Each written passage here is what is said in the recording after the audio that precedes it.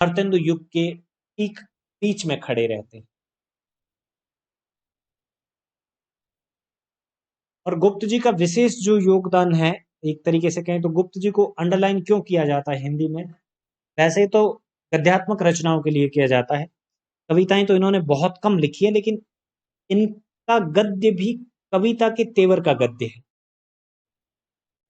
जो प्रवाह इनके गद्य में देखने को मिलता है वो दूसरे रचनाकारों में, उस समय के दूसरे रचनाकारों में शायद ही देखने को मिले। और दूसरी एक और चीज, प्रवाह पहली चीज है, दूसरी चीज है व्यंग्यात्मकता। अगर उनको व्यंग्य की कसौटी पे कसा जाए तो वो सर्वश्रेष्ठ व्यंग्यकारों में से एक होंगे। कुछ गिने चुने जो व्यंग्यकार है, उन व्यंग्यकारों में से एक है बालमुकुंद गुप्त।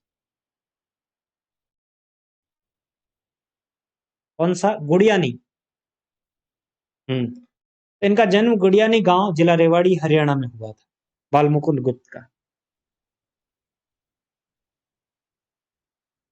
1889 में मालवीय जी के अनुरोध पर काला कांकर, जो अवध का एक जनपद था, अवध के जनपद में हिंदी दैनिक हिंदुस्तान, एक पत्र हुआ करता था हिंदुस्तान, उसके सहकारी संपादक बन करके वहां 3 साल रहे, 3 साल व्यतीत किए। और ये बात मालवीय जी के कहने पर की उन्होंने।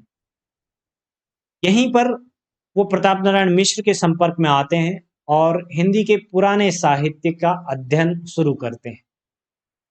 और प्रताप नारायण मिश्र को ही वो अपना काव्य गुरु स्वीकार करते हैं। इससे पहले लोचन प्रसाद पांडे के बारे में भी हमने जाना कि किस तरीके से प्रताप नारायण मिश्र के व्यक्तित्व का प्रभाव उन पर पड़ता है। बालमुकुंद गुप्त भी प्रताप नारायण मिश्र को अपना काव्य गुरु स्वीकार करते हैं। 1893 में हिंदी बंगवासी के सहायक संपादक होकर ये कलकत्ता चले गए। और कलकत्ता उस समय एक ऐसा स्थान था जैसे आजकल दिल्ली है, मतलब समूचे भारत में कलकत्ता का प्रभाव था और कलकत्ता वेल कनेक्टेड था उस समय। तो इन्होंने एक ऐसा स्थान चुना जहां से पूरे भारत में जो है अपनी उपस्थिति आराम से दर्ज करवाई जा सके। मदन मोहन मालवीय, महामना मदन मोहन मालवीय, बिल्कुल कैपिटल थी। 1899 में कलकत्ता से ही प्रकाशित भारत मित्र के संपादक हुए और उसी साल उनकी मृत्यु हो गई। एक धर्मशाला में इनका शव मिला था। अपने आप को पूरी तरीके से हिंदी के लिए लगा दिया था, ऐसे व्यक्ति थे बालमुकुंद गुप्त। और इतने कृशकाय हो गए थे, मतलब इतने, इनका शरीर इनका इतना अंतिम समय में एकदम कमजोर और क्षीण हो गया था, चलने फिरने का सामर्थ्य इनमें नहीं रहा था। हर समय सोते जागते उठते बैठते इनको जो चिंता सताती थी वो हिंदी और राष्ट्रीयता की भावना, कि कैसे एक एक शब्द में मैं अपने हर एक देशवासी, जो पढ़ना जानता भी है जो नहीं पढ़ना जानता है, हर व्यक्ति में राष्ट्रीयता की भावना कैसे भरूं, हिंदी के प्रति प्रेम कैसे जगाऊं, वो स्थितियां कैसे बनाऊं कि हिंदी को लोग राष्ट्रभाषा के रूप में स्वीकार करें। अंग्रेजों को यहां से कैसे जितना जल्दी हो सके मैं भगाने में जो है लोगों की मनोदशा जो है उसको तीव्र बनाऊं। इस प्रकार की स्थिति थी, इस प्रकार की मानसिकता थी इनकी। और एक धर्मशाला में कलकत्ता में ही इनकी मृत्यु हो जाती है। गुप्त जी को लोकगीतों से विशेष प्रेम था और वो मानते थे, क्योंकि उन्हें जोड़ना था किसको? लोक को, एक सहज साधारण पाठक को। इनकी भाषा की वानगी भी देखेंगे आप तो आपको एक फ्लो दिखेगा, वो फ्लो जो है लोक में है। लोक में जो गप्पे चलती है ना, गल्प जिसको कहते हैं, काल्पनिक कथा, जिसमें आप किसी को भी सेट कर सकते हैं पात्र के तौर पे, और उसे सेट करके आप अपना जो अभीष्ट अर्थ है वो सामने वाले तक प्रस्तुत कर सकते हैं। जो कहना चाहते हैं उसको आप गप में बड़ी आसानी से सेट करके कह सकते हैं। तो उसी प्रकार का तर्ज इनके गद्य में भी देखने को मिलता है, उसी प्रकार की तर्ज इनके पद्य में भी देखने को मिलती है। लोकगीतों से प्रेम होने के कारण लोकगीतों में वो ऐसा मानते हैं कि मैं अपनी बात को पूरे अच्छे तरीके से सशक्त रूप में लोगों के सामने रख सकता हूँ, अपना पक्ष रख सकता हूँ। और इसी तर्ज पर उन्होंने तीखी राजनीतिक कविताएं लिखी और कई बार इनको जो है इस प्रकार की कविताओं के कारण हर जाने से सामना करना पड़ा। कई बार इन पर ऐसी कविताएं लिखने के कारण हर्जाना भुगतना पड़ा। कई बार जेल के चक्कर काटने पड़े, कई बार इनको कोड़ों की सजा हुई, कई बार इनको आर्थिक हर्जाना भी भुगतना पड़ा। ऐसी राजनीतिक कविताएं इन्होंने लिखी जो लोकगीतों की तर्ज पर थी। और बाद में इसी वजह से जब उन्हें लगने लगा कि मेरे ही लोग मेरे खिलाफ हैं, मतलब हिंदी के ही लोग, हिंदुस्तानी लोग ही जो है मेरे खिलाफ है, तो इन्होंने एक नए अंदाज में, एक अलग प्रकार से रचनाएं लिखना शुरू की। ध्यान रखना, इनकी कविताओं में पूर्ण रूप से खड़ी बोली हिंदी का समर्थन नहीं है। बालमुकुंद गुप्त की कविताओं में पूर्ण रूप से हिंदी का समर्थन नहीं है।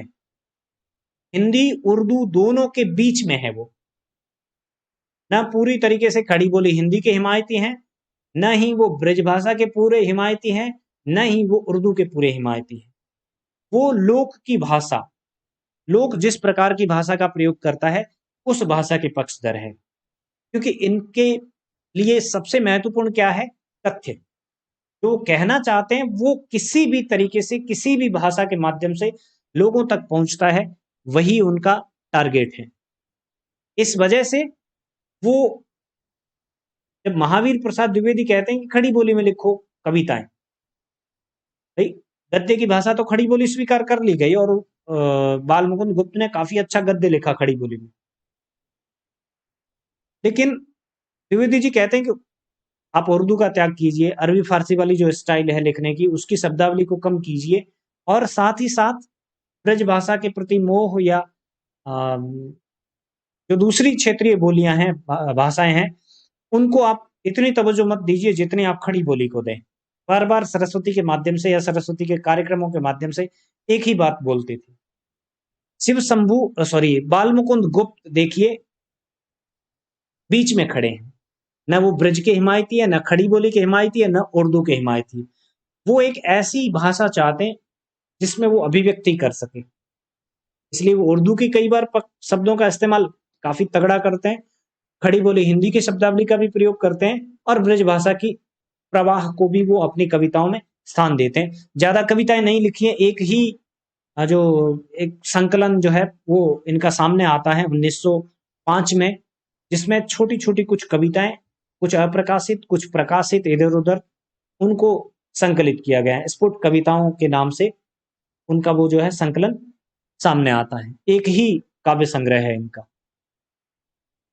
भाषा के प्रश्न पर द्विवेदी जी एक तरफ खड़ी बोली को प्रयोग करने पर जोर दे रहे थे, दूसरी तरफ कुछ लोग ऐसे थे जो बार बार उर्दू को महत्व देने की बात करते हैं, जैसे राजा शिव प्रसाद सितारे हिंद इत्यादि। ये लोग जो है खड़ी बोली हिंदी के बजाय उर्दू वाली हिंदी को ज्यादा महत्व देते हैं। कुछ लोग ऐसे थे जो संस्कृतनिष्ठ हिंदी को ज्यादा तवज्जो देते थे, जैसे लक्ष्मण सिंह, राजा लक्ष्मण सिंह।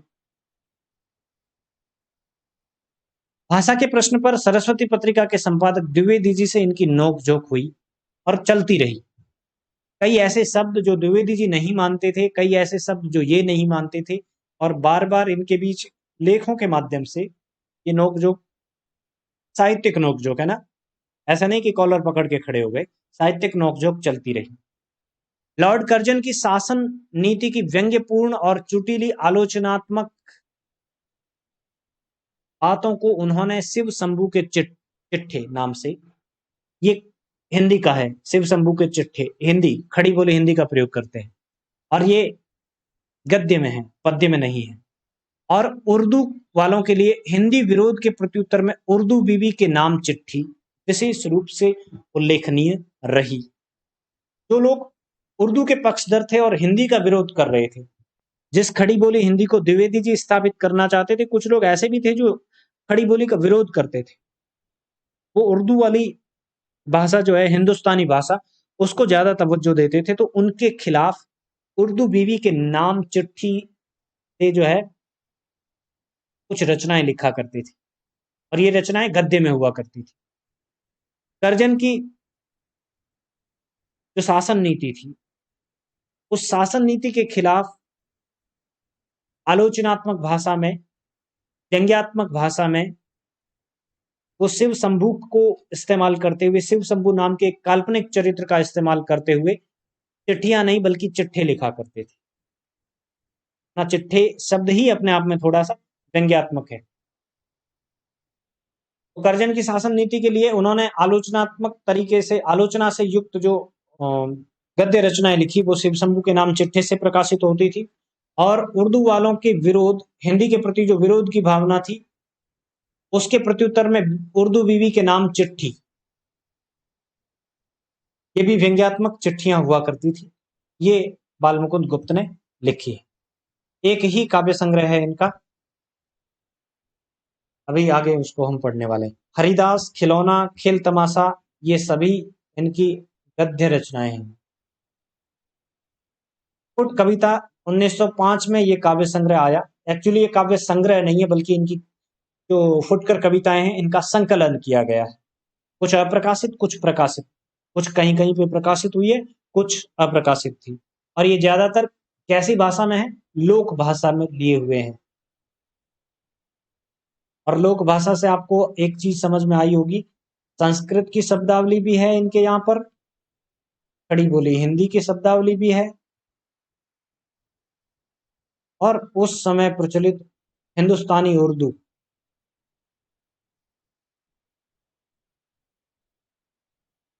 इसकी शब्दावली का प्रयोग भी ये करते हैं अपने इन स्फुट कविताओं में। शिव शंभू का, शिव शंभू के चिट्ठी काफी चर्चा में रहा, और विशेष करके ये कर्जन की या अंग्रेजों की जो सुशासन की नीतियां थी उनको उजागर करने के लिए लिखा करते थे। एक काल्पनिक पात्र है शिव शंभू, जो हर समय भांग पी के मदमस्त रहता है, और उस मस्ती में वो जो जिस तरीके से एक बात को गढ़ता है ना, गप बनाता है, एक तरीके से गल्प बनाता है, और इस गल्प में वो लपेटता है किसको? अंग्रेजी कुशासन को। विशेष करके कर्जन की जो उस समय नीतियां थी उन नीतियों को उजागर करते हैं, जो आपने पढ़े होंगे अलग अलग कक्षाओं में, विदाई संभाषण इत्यादि के नाम से। सन्निपात चिकित्सा, ये भी गद्यात्मक रचना है इनकी।